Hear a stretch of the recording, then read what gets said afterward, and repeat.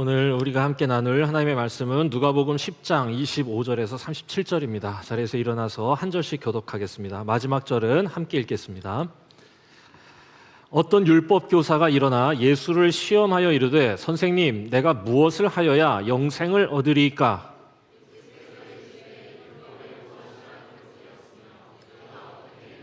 대답하여 이르되 내 마음을 다하며 목숨을 다하며 힘을 다하며 뜻을 다하여 주 너의 하나님을 사랑하고 또한 내 이웃을 네 자신같이 사랑하라 하였나이다.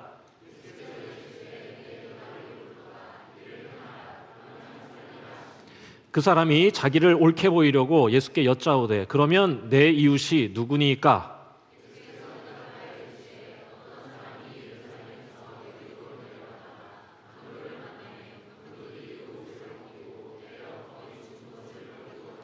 마침 한 제사장이 그 길로 내려가다가 그를 보고 피하여 지나가고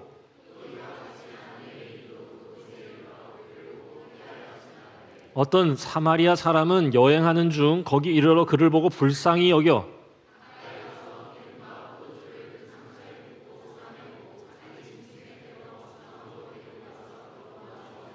그 이튿날 그가 주막 주인에게 데나리온 2를 내어주며 이르되 이 사람을 돌보아 주라. 비용이 더 들면 내가 돌아올 때에 갚으리라 하였으니 함께 읽습니다. 이르되 여기서 끝났어요? 제가 읽겠습니다.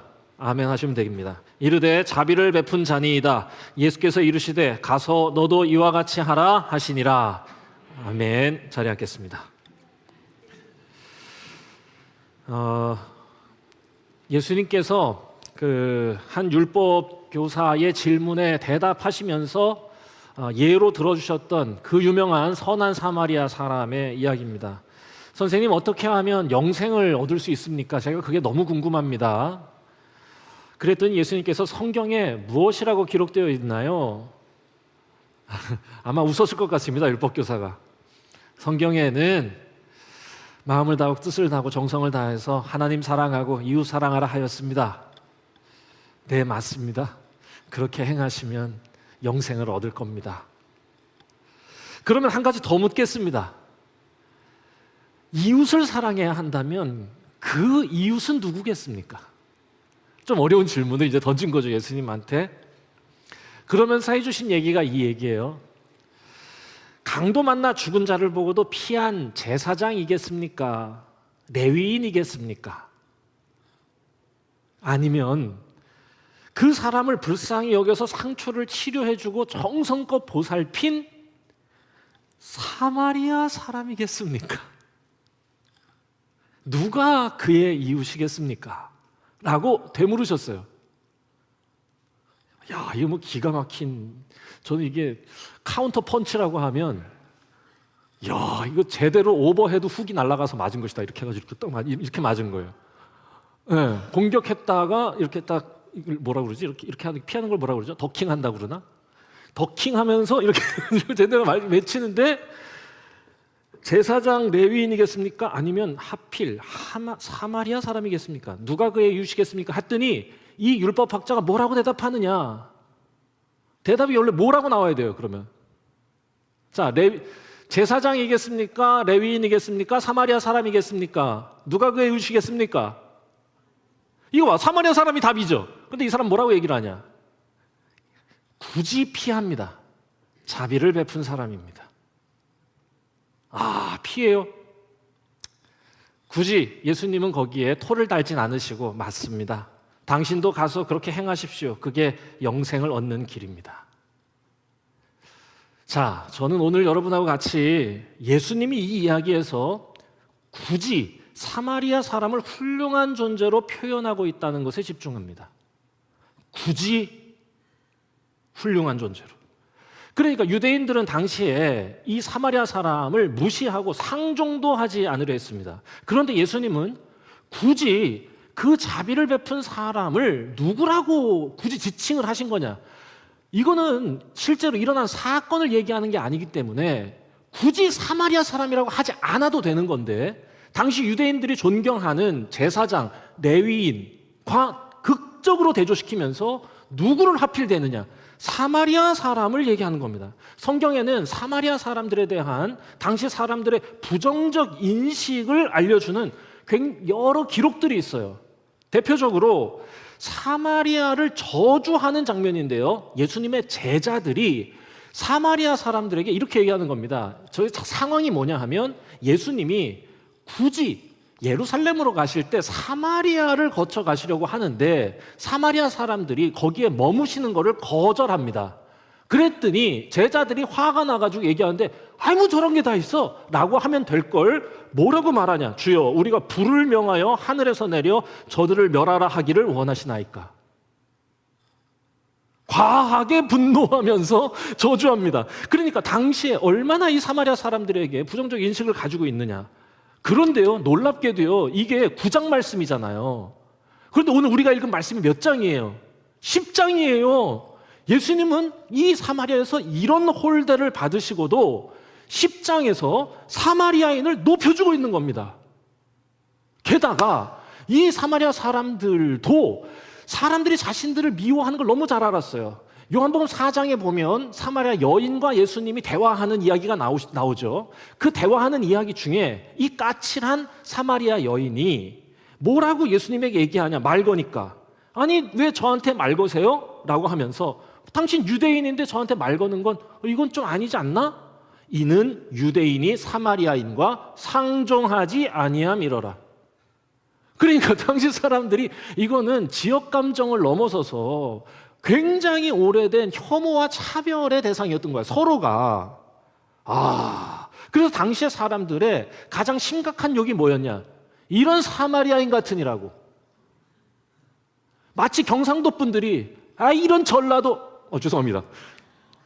전라도 사람들이 이런 경상도라고 하는 것과 비교할 수 없을 만큼 더 심해. 여기는 이제는 우리 세대에는 그런 거 없지 않습니까? 저는 여러분의 저 출신이 어딘지 관심도 없어요. 그러면은 뭐 광주라고 그래도 어머나 거기 좋겠다 그러고 뭐 부산이라고 어머 거기 좋겠다 이러지. 우리는 없어. 그렇지만 이 옛날 분들은 좀 있어. 그런데 그리고 그거하고는 비교도 안 되는 거라 이거야. 저 사마리아 사람들하고 이 유다 사람들, 예루살렘 근처에 사는 사람들하고는 아주 상종도 안 하는 거야. 그럼에도 불구하고 여러분, 성경에 예수님이 이 사마리아 사람들을 얼마나 애정하고 있는지를 나타내는 표현들도 계속 나와. 그러니까 예수님은 한 번도 사마리아를 부정적으로 저주하시지 않아. 그게 특이합니다. 오늘 우리가 읽은 말씀도 마찬가지고 또 17장에 가서 보면 예수님이 10사람의 피부병 환자를 고쳐주세요. 그런데 사람들 다 고쳐가지고 제사장한테 가서 보이라고 그랬는데 거기에서 10사람이 가서 다 고침을 받았는데 한 사람이 돌아와서 자신을 고쳐주신 예수님께 인사를 드립니다. 주님 감사합니다 이러면서 인사를 해. 근데 그 사람이 누구였냐? 사마리아 사람이라. 이야, 예수님이 묻습니다. 당신밖에 없나요? 네, 저 혼자 왔습니다. 저한테 고마워하지 마십시오. 당신의 믿음이 당신을 구원한 것입니다. 너무 아름답죠? 그러니까 예수님은 사마리아 사람들을 계속 높여주세요. 왜 이러시는 걸까? 궁금해졌습니다. 그 사마리아 사람들이 약자였기 때문에 혹은 머조리티, 대다수였던 유대인들에게 비난받는 그게 불쌍했기 때문에 단지 그것만은 아닙니다. 유대인들은 비뚤어진 감정 때문에 그들을 무시했습니다. 왜? 우리나라 속담에도 그런 게 있죠. 며느리가 미우면 발 뒤꿈치가 달걀 같다고 놀리나? 우린 속담 세대가 아니기 때문에. 그러니까 며느리가 미우면 발 뒤축이 계란 같다고 나무란다. 뭐 이런 속담이 있어요. 그게 뭐냐면 아니 발 뒤축이 왜 계란 같은 게 왜 나무랄 일이야. 그런데 일단 며느리가 미우면 감정이 망가지면 사소한 것까지 트집 잡는다 이런 겁니다. 이런 속담이 잘 이해가 안 되실 뻔했네요. 좋습니다. 그런 식이야. 감정이 비뚤어지니까 사마리아 사람들 그냥 대놓고 싫어하는 겁니다. 그냥 싫어하는 거야. 그냥. 하지만 왜 예수님은 이러신 거냐? 뭔가를 아신 겁니다. 예수님은 그 진심을 알았어요. 오늘 여러분과 나눌 오늘의 설교는 예수님은 아셨고 또 그것을 알려주고 싶으셨던 사마리아 사람들에 대한 이야기. 다음 화면입니다. 성경에는 기록되지 않은, 하지만 예수님은 알고 계셨던, 그래서 우리도 알아야 할 사마리아에 대한 이야기를 하겠습니다. 설교를 준비하면서 이게 설교인가 강의인가 저도 작성하면서 역사 얘기니까 오늘은 주무셔도 제가 뭐라고 하진 않겠습니다. 역사가 힘드신 분들은 잠깐 주무셔도 괜찮습니다. 오래된 얘기로 넘어가야 되거든요. 다음 보여주세요. 도대체 그 사마리아에는 어떤 사람들이 모여 있었던 걸까? 도대체 언제부터 이런 감정이 생겨난 걸까? 이게 이해가 돼야만 예수님의 이 행동도 이해가 되는 거 아니겠어요? 무조건 사마리아 사람들은 나쁜 사람인데 예수님은 그냥 그 약한 사람들을 그냥 옹호하시는 분이신가? 라고 하는 생각이 들잖아요. 우리는 항상 사사분면으로 나눠서 생각해야 된다. 이렇게 생각해요. 자, 여기가 선, 여기가 악. 이게 강. 아니야. 모르겠다. 강약, 선악 이렇게 합시다. 이걸 도표로 만들어 왔어야 되는데. 선강. 강하지만 선한 사람, 강하지만 악한 사람, 선하지만 약한 사람, 약한데 악한 사람. 자, 주님께서 관심 갖는 쪽은 어느 쪽일까요? 약한 쪽? 이쪽이에요. 예, 이 사람들을 칭찬하시지 무조건 약하다고 칭찬하시는 분은 아니시다. 오해하지 마세요. 옛날 얘기로 들어가겠습니다. 이게 언제부터 이런 일이 있었던 거냐? 벌써 이거를 전 얘기를 하려고 하는 제 마음에 굉장히 두려움이 지금 엄습하고 있습니다. 최대한 간단히 제가 도표로 만들어 온 건데요. 저기 보시면 아시겠죠? 538년이 저기부터가 출발입니다. 538년 어떤 일이 있었냐? 페르시아라고 하는 나라가 그 중동을 장악합니다. 그 전에 있었던 아시리아 그리고 바벨론을 무너뜨리고 페르시아가 그 전체를 차지하게 돼요. 자, 이때 이 페르시아의 첫째 왕이었던 고레스가 어떤 얘기를 하느냐? 그 전에는 포로들을 끌고 와서 자신들의 나라가 안정적으로 유지되기를 바라는 정책을 썼어요. 아시리아와 바벨론은. 그런데 페르시아는 조금 다른 정책을 씁니다. 자율 지역 자치 발전 정책. 그러니까 지역이 자치적으로 더 자율적으로 발전하는 정책의 일환으로 각 나라의 포로들에게 본국으로 돌아가도 된다는 칙령을 선포합니다. 이제 집으로 돌아가도 돼. 자, 무조건 가라는 건 아니야. 가라는 건 아니고 가고 싶은 사람은 가도 된다고 하는 거죠. 자, 이때 저기 지금 빨간색과 파란색으로 제가 표현했어요. 빨간색, 남유다에서 포로로 끌려왔던 사람들 49,897명이 귀환하고요. 파란색, 북이스라엘에서 포로로 끌려왔던 수백 명이 귀환하게 됩니다. 자, 이게 굉장히 중요한 사건이야. 이 사람들이 돌아오는 겁니다. 그러니까 저는 이게 자발적으로 귀환을 선택한 거다. 이게 굉장히 귀한 겁니다. 생각해 보세요. 이 빨간색 남유다에서 포로로 끌려온 사람들은요, 무려 50년 전에 바벨론에 의해서 끌려갔던 사람들입니다. 그때 15,000명이 끌려갔어요. 전체 인구가 10만이었었는데 남유다가 그 중에 저 정도면 몇 프로예요? 되게 많이 끌려갔네요. 15%가 끌려갔던 거야. 그런데 그 사람들이 두 세대가 지나면서 꽤 많이 증가했죠. 그러니까 이 사람들이 꽤 많이 돌아온 거예요. 그 50년 지난 뒤에 사람들이 대규모 이주를 다시 하는 거지. 여러분, 이건 진짜 쉬운 일은 아닙니다. 생각해 보세요. 대부분은 2세대가 지났기 때문에 바벨론에서 태어난 사람이에요. 소수는 아직까지 살아 있어서 고향이 생각나는, 고향을 그리워하는 어른들도 있었겠죠. 이 사람들요, 50년 동안 바벨론에서 결혼하고 가정도 꾸리고 재산도 불렸습니다.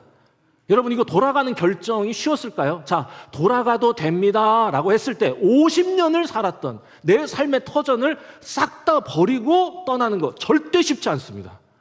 이게 자발적 귀환이라는 거에 여러분 초점을 맞추세요. 저는 돌아온 49,897명에게 박수를 치고 싶습니다. 대단하다. 다시 돌아가서 거기에서 나의 하나님이 허락하신 땅에서 나의 조상이 예배하던 그곳에서 나도 살아가고 싶다고 하는 마음으로 돌아왔던 사람, 어마어마한 결정을 한 거죠. 이 사람들 50년 만에 돌아왔는데 돌아오면 농사를 지은 땅도 있어야 되고 살 집도 있어야 되죠. 그런데 이 남유다 사람들은 조금 상황이 좋았습니다. 왜냐?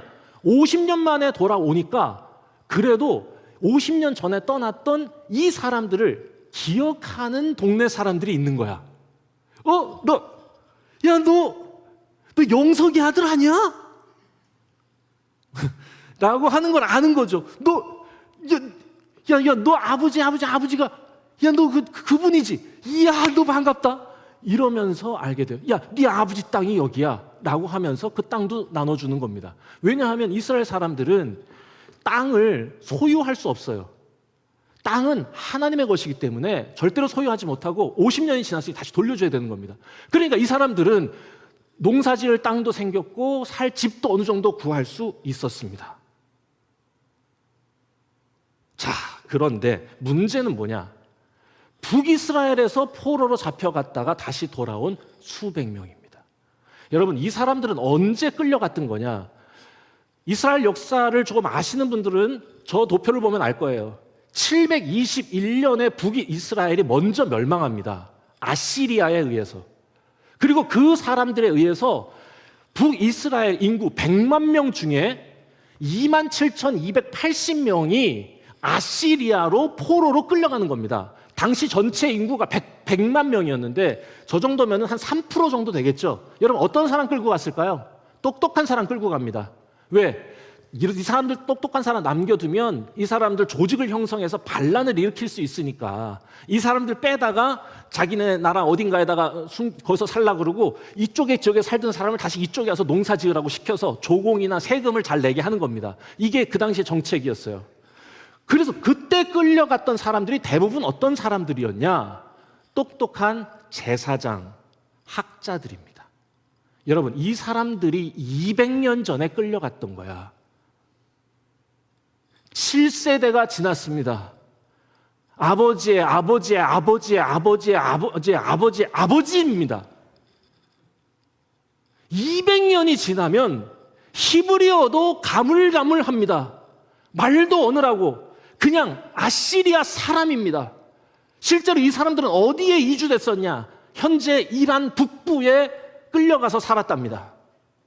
거기에서 정착촌을 이루고 살았던 이 사람들이 200년 동안 거기에서 가정 이루고 거기서 재산 일구고 자신들의 사회적인 어떤 영역을 마련했던 사람들인데 고레스가 이 땅 전체를 먹으면서 자, 이제 돌아가셔도 됩니다 라고 했을 때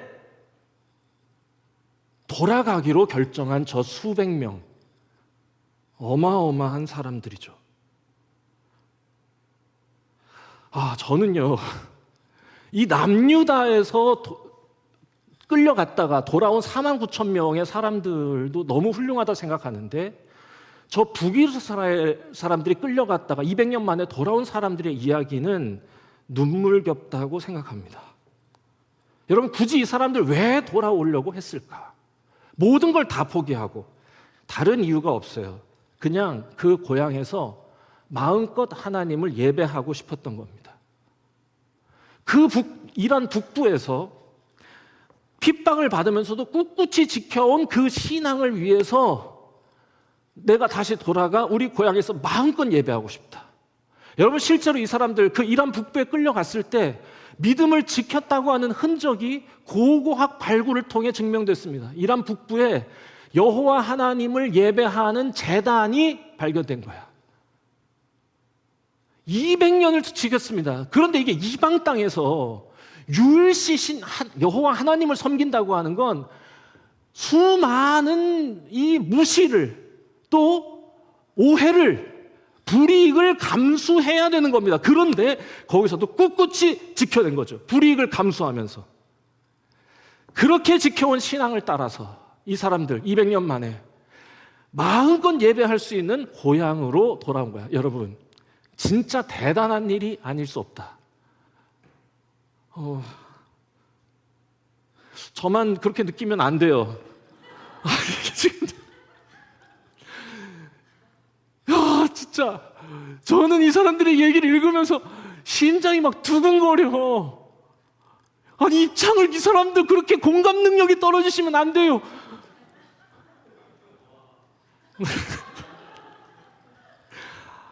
야, 진짜 50년 만에 돌아오는 것도 장난 아닙니다.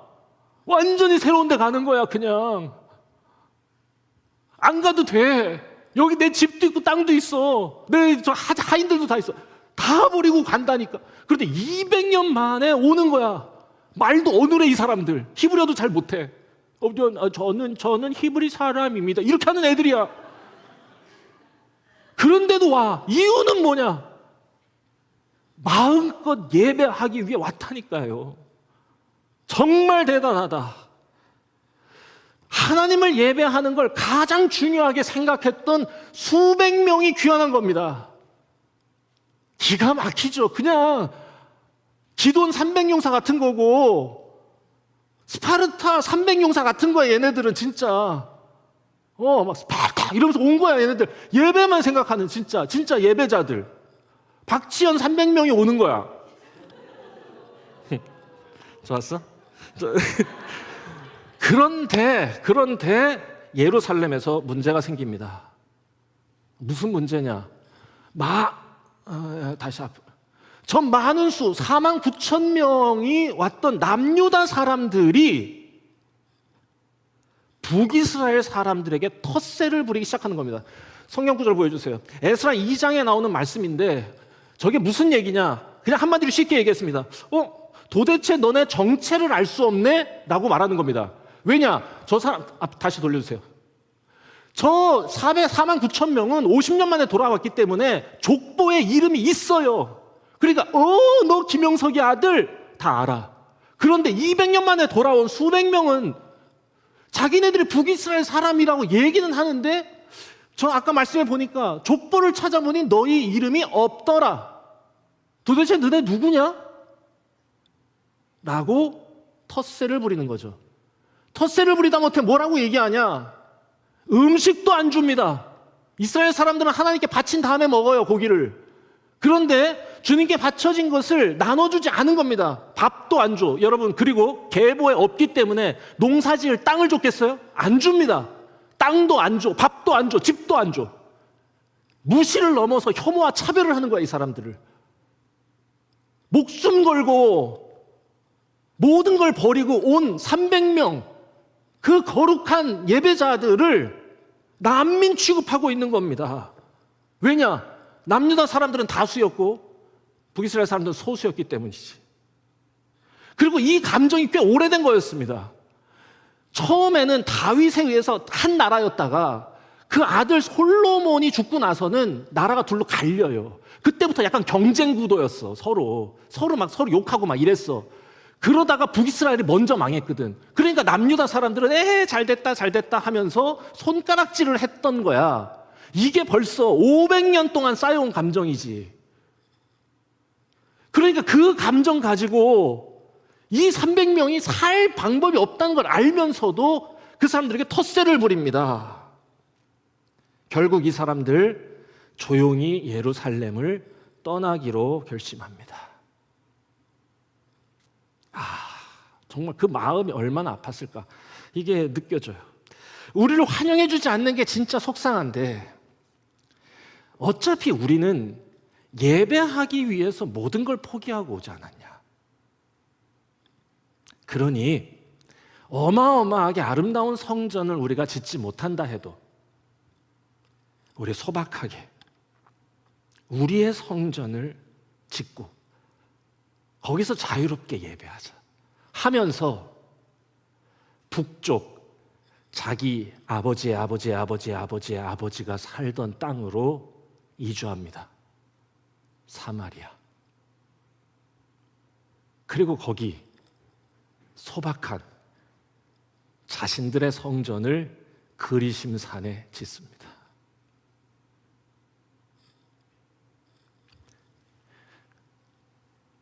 요한복음 4장에 아까 예배를 시작하면서 우리 아버지께 참되게 예배하는 자들은 영과 진리로 예배할 때가 온다. 지금이다.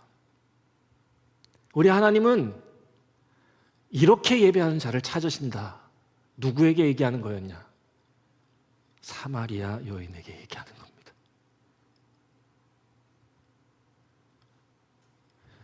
그리심산에서 예배하는 것도 아니고 예루살렘에서 예배하는 것도 아니고 참되게 예배하는 걸 하나님이 기뻐하시는 거다. 저는 이 이야기가 마치 사마리아의 소박한 성전을 짓고 그 무시와 차별 속에서도 믿음을 지키려 했던 사마리아 사람들을 주님이 인정해 주시고 잘했다고 칭찬해 주시는 것으로 들립니다. 하나님은 그렇게 참되게 예배하는 자를 기뻐하시는 거라고, 잘했다고, 수고했다고, 애썼다고 얘기해 주시는 거지요. 저는 이들이 가진 신앙의 진정성이 정말 아름답다 느꼈습니다. 무시당하고 차별당하고 협박당해도 자신들은 넘겨주세요. 저 49,897명은 스룹바벨이라는 사람과 함께 아름다운 예루살렘 성전을 짓고 거기서 예배합니다. 하지만 거기서 예배드리지 못하게 하니까 조용히 가서 자신들만의 성전을 짓는 그 마음, 그리고 소박하게 수백 년 자신의 선조들이 저 이방 땅에서 200년을 지켜온 신앙을 지금 내 고향 땅에서 소박한 성전을 짓고 더 참되게 예배하려는 이들의 이 신앙의 진정성이 느껴지는 거죠. 그런데 여기서 끝이 아니에요. 그렇게 80년이 지났습니다. 거의 100년이 지난 시점에 느헤미야라고 하는 사람이 다시 그 국무위원이었거든요. 근데 국무위원 중 하나였던 느헤미야가 예루살렘 성전의 얘기를 듣고 다시 이 예루살렘으로 파견됩니다. 그리고는 이 느헤미야는 성전은 지어져 있는 상태인데 아름다운 예루살렘 성벽을 짓는 계획을 꾸렸습니다. 이 소문이 어디까지 나느냐? 온 이스라엘에 소문이 났어. 그리고 이 북이스라엘 사람들이 거주하고 있던 사마리아에도 전해졌겠죠. 그때 그 사마리아에 살던 도비야와 산발랏이라고 하는 사람이 스스로 찾아옵니다. 저희도 돕고 싶습니다. 이건 거의 이건 눈물 나는 순간이야, 진짜. 그러니까 이 사람들은 딴 게 없어. 우리는 그저 하나님의 일이, 하나님 신앙이 바르게 세워지기만을 바랄 뿐이다. 이거밖에 없어. 당신들이 우리를 무시해도 괜찮다. 하지만 주의 성전을 세우는 일, 하나님의 이 나라를 세우는 일이라면 우리도 좀 참여하고 싶다라고 오는 거죠. 물론 성경에서는 이 도비야와 산발랏이라고 하는 사람이 느헤미야서에서 이스라엘 사람들이 아니라 모압 사람이라고 기록하고 있어요. 그런데 구약학자들은 이 사람들이 모압 사람 일리가 없다는 데에 다 의견을 일치합니다. 이유는 뭐냐? 도비야, 산발랏, 완벽하게 히브리식 이름입니다. 도비야, 하나님은 참 좋은 분이다라는 뜻입니다. 유다 사람, 그러니까 느헤미야서는 남유다의 입장에서 쓰여진 역사서거든요. 그들은 애써서 이 북이스라엘 사람들의 선행과 그들의 진정성을 무시하려 했지만 예수님께서 400년 뒤에 이 땅에 다시 오셔서 뭐라고 말씀해 주시는 거냐? 너희들이 옳다 라고 얘기해 주시는 겁니다. 잘했다. 지난 400년간 진짜 잘했다 너희들 라고 재평가해 주시는 거라고 저는 봤어요. 그래서 예수님은 그 유대인들에게 이렇게 말씀해 주시는 것 같아요. 얘들아, 그릇된 감정 가지고 사람 판단하면 안 된다. 저는 성경 공부하면서 이렇게 이 사마리아인들이 가지고 있었던 신앙의 진정성에 감동합니다. 정리해봤어요. 나라를 잃고도 믿음을 지키려 했던 그들의 진정성, 차별과 박해가 있어도 성전을 지으려 했던, 미워할 줄 알고도 다시 찾아가서 우리도 돕겠다고 말하던, 미움과 조롱 속에서도 진실한 신앙을 포기하지 않으려 했던 이 진정성이요. 그러니까 유대인들은 그렇게도 어떻게든 그냥 애써서 그 사람들의 선함을 무시하려 했어요.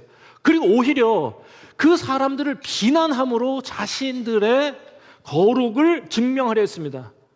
그런데 예수님은 오히려 반대로 비난하는 그들을 나무라고, 오히려 이 사마리아 사람들을 변호하듯이 이 사마리아 사람들이 너희가 본받아야 할 믿음의 인물들이다. 이들이 영생의 삶을 살고 있다.